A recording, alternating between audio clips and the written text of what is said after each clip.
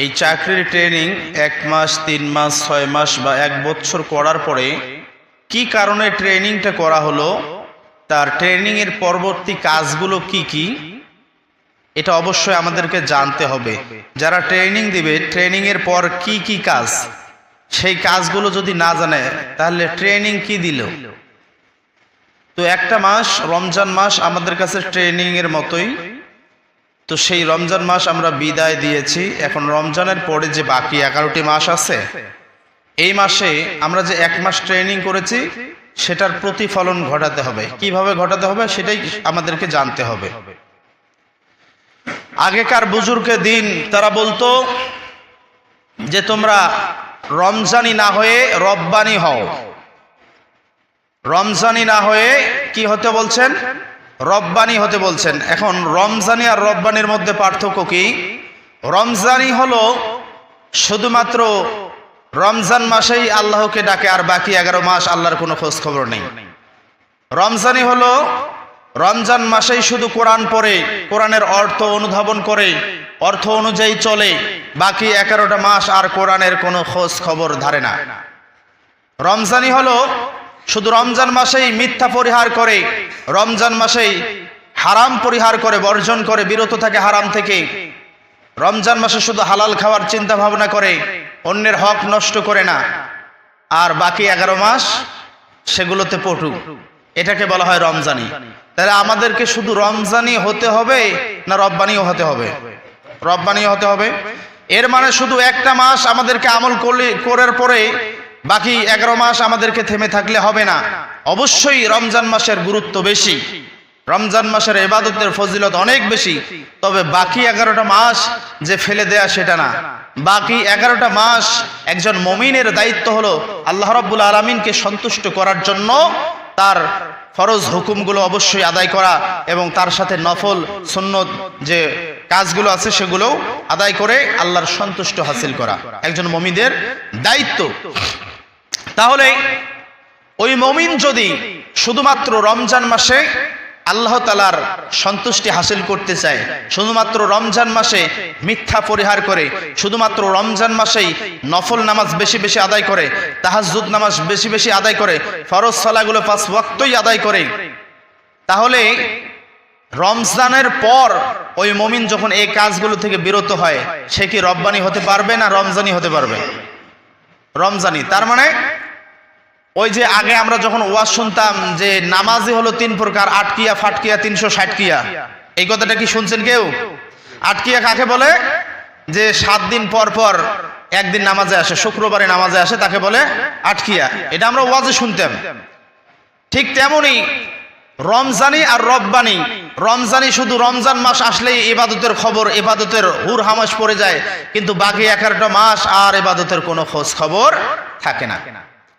তা বাকি 11টা মাস অবশ্যই আমাদেরকে ইবাদত করতে হবে এবং সেই ইবাদত করে আল্লাহ তাআলার সন্তুষ্টি আমাদেরকে হাসিল করতে হবে।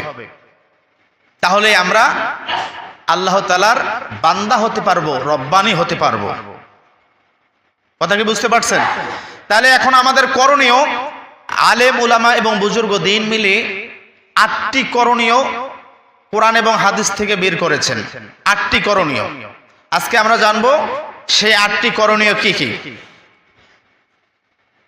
আল্লাহ রাসূল সাল্লাল্লাহু আলাইহি সাল্লাম বলেন যে সর্বদা আমল যতই ছোট হোক না কেন, আমল যতই কম হোক না কেন, সর্বদা সেই আমলে আল্লাহ তাআলা পছন্দ করে যে আমলটা সর্বদা ধারাবাহিকতা নিয়মিত থাকে। আম্মা জান আয়েশা রাদিয়াল্লাহু তাআলা আনহা যখন রাসূল সাল্লাল্লাহু আলাইহি সাল্লামকে জিজ্ঞেস করেন, হে আল্লাহর রাসূল, আল্লাহর কাছে কোন আমলটা প্রিয়, কোন আমল পছন্দনীয়? তখন আল্লাহ রাসূল বললেন যে আল্লাহর কাছে সেই আমলটা পছন্দনীয় যে আমলটা ধারাবাহিকতার সাথে করে। এখন বলেন, যারা রমজান মাসে 5 ওয়াক্ত নামাজ পড়ছে, এরপরে রমজান বাহির হওয়ার সাথে সাথে ঈদের দিন থেকেই নামাজ ছেড়ে দিয়েছে, এর কি ধারাবাহিকতা আছে? ধারাবাহিকতা নেই। অতএব এই আমল আল্লাহ তাআলার কাছে কোনো গ্রহণযোগ্য হবে না। এরপরে আমরা রমজান মাসে অনেক মানুষ আছে যারা বলেছে যে রমজান মাসে তো আমাদের রাতের বেলা ঘুম কম হয়, অতএব আমরা তাহাজ্জুদ নামাজ আদায় করব। নফল ইবাদতের মধ্যে সবচেয়ে পছন্দনীয় ইবাদত হলো তাহাজ্জুদ আদায় করা। তাহাজ্জুদ আদায় করা এটা হলো আল্লাহ তাআলার কাছে পছন্দনীয় একটা ইবাদত। এই ইবাদত করলে আল্লাহ রাব্বুল আলামিন খুশি হন এবং খুশি হয়ে বান্দাকে অনেক কিছু দান করেন। সে বিষয়ে অবশ্যই আমরা আলোচনায় আসব। তাহলে আমরা যখন রমজান পার হয়ে গেল, ঈদের পরের দিন থেকে কি করলাম? আর আমরা তাহাজ্জুদে শরীক হই না। তাহলে আমাদের কি ওই তাহাজ্জুদ পড়ার, নফল নামাজ পড়ার ধারাবাহিকতা রক্ষা করতে পারছি? পারি নাই। এরপরে আল্লাহ রাসূল সাল্লাল্লাহু আলাইহি সাল্লাম মানে প্রত্যেকটা বছরের কিছু কিছু দিন আছে, সেগুলো দিনে রোজা রাখতেন, শুধু রমজান মাসেই না। যেমন হাদিস শরীফে এসেছে, কেউ যদি শাওয়াল মাসের যে মাসটা চলতেছে, আরবি যে মাসটা চলতেছে, এই মাসে যদি কোনো ব্যক্তি 6টি রোজা করে, সারা বছর নফল রোজা করে যে সওয়াব হবে, এই 6টি রোজার মধ্যে আল্লাহ রাব্বুল আলামিন সেই সওয়াব দান করবেন। সুবহানাল্লাহ।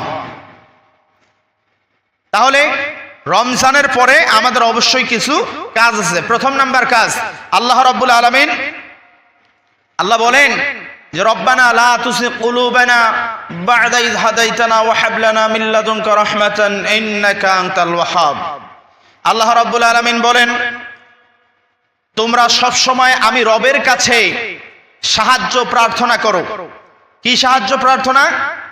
তোমাদের অন্তরটা যেন বক্র না করে দেই, তোমাদের অন্তরটা যেন সহজ পথে থাকে, এই জন্য আমি আল্লাহর কাছে সাহায্য প্রার্থনা করো।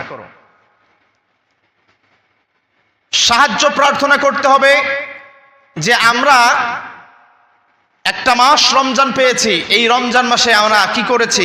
কোরআন পড়েছি, কোরআনের অর্থ পড়েছি, সেই অনুযায়ী আমল করার চেষ্টা করেছি, আমরা বিভিন্ন জিকিরগুলো করেছি, আমরা তাহাজ্জুদ নামাজ পড়েছি, আমরা ফিতরা দিয়েছি, জাকাত দিয়েছি, মানুষ গরিব দুঃখীর পাশে দাঁড়িয়েছি। এই যে কাজের যে একটা ধারাবাহিকতা আপনাদের ছিল, এটা যেন নষ্ট না হয়ে যায়, এই জন্য প্রথম নাম্বার কাজ হলো আল্লাহর কাছে প্রার্থনা করা। প্রথম নাম্বার কাজ কি? আল্লাহর কাছে দোয়া করা। কারণ আপনি তখনই বুঝবেন আপনার ইবাদত, আপনার আমল কবুল হয়েছে, যখন আপনি দেখবেন যে পূর্বে যে কাজটা করছেন সেই কাজটা আল্লাহ আবার আপনার দ্বারা করাই নিচ্ছে। এর মানে রমজান মাসের কথাই ধরি, যে একটা মাস আমি খুব ইবাদত করেছিলাম, এরপরে যখন মাস শেষ হয়ে গেল আমাকে আর মসজিদে খুঁজে পাওয়া যায় না। এর মানে হলো এটাই যে আপনার ইবাদত আল্লাহর দরবারে কবুল হয় নাই, বিধায় আপনি আর ধারাবাহিকতার মধ্যে নাই, আপনি ডিলিট হয়ে গেছেন। ওই যে কুমারে ঘর যখন হাড়ি পাতিল বানায়, আস্তে আস্তে আস্তে আস্তে আস্তে আস্তে ভাঙতে ভাঙতে অনেকগুলো যখন সেকে সেকে সব শেষ হয়ে কয়েকটি হাড়ি পাতিল বাজারে ওঠে, কয়েকটি হাড়ি পাতিল বাজারে ওঠে। সব হাড়ি পাতিল যখনই বানায়, সব হাড়ি পাতিল কিন্তু বাজারে উঠতে পারে না। যখন ভেটার মধ্যে ইট তৈরি হয়, সব ইট কিন্তু এই দেয়ালে উঠতে পারে না, কিছু ইট ভেঙে যায়। তো তেমনি আমাদের ধারাবাহিকতা না থাকার কারণে, আমাদের ইবাদত কবুল হওয়া না হওয়ার কারণে আমরা অনেকেই ভেঙে পড়েছি। কিন্তু অরিজিনাল যারা ধান, অরিজিনাল যারা ফসল, তারা অবশ্যই এখানে আছে।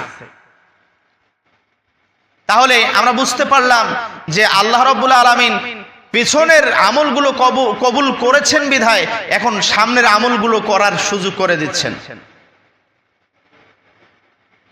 এই জন্য আল্লাহ তাআলার কাছে কি করতে হবে? প্রথম কাজ হলো আল্লাহ তাআলার কাছে আমাদেরকে বেশি বেশি দোয়া করতে হবে, যেন আমাদের অন্তরকে সরল পথের জন্য প্রদর্শন করতে সহযোগিতা করেন, আল্লাহ সাহায্য দান করেন, যেন বাঁকা পথে আমাদেরকে চলতে না হয়।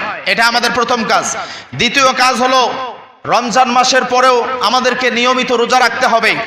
যেমন শাওয়াল মাসের 6 রোজা, এটা তো আমরা একটু আগে আলোচনা করলাম যে শাওয়াল মাসের 6 রোজা রাখলেই সারা বছর নফল রোজা করলে যে সওয়াব আল্লাহ দিবেন, সেই সওয়াব পাওয়া যাবে ইনশাআল্লাহ। তাহলে আমরা এই শাওয়াল মাসে এখনো আমরা 2 জুম্মা গেল, শাওয়াল মাসের আরো 2 জুম্মার মতো আছে সময়, আমরা অবশ্যই যারা রোজা রাখি নাই রোজা রাখতে পারবো ইনশাআল্লাহ। এরপরে 9 জিলহাদ আরাফাতের দিন, অর্থাৎ ঈদের একদিন আগে, এই দিনটাও নফল রোজা। আল্লাহ রাসূল সাল্লাল্লাহু আলাইহি সাল্লাম এই দিনেও রোজা রাখতেন। এই দিনেও আমরা মুসলমান হিসেবে, বিশেষ করে নবীজির উম্মত হিসেবে আমাদের করণীয় হলো সেই দিনে রোজা রাখা। এরপরেও প্রত্যেক সপ্তাহের সোম এবং বৃহস্পতিবার রোজা রাখা, এটা আল্লাহ রাসূল সাল্লাল্লাহু আলাইহি ওয়াসাল্লাম রেখেছেন, আমাদেরকেও রাখা উচিত। তাহলে ধারাবাহিকতার মধ্যে পড়বে।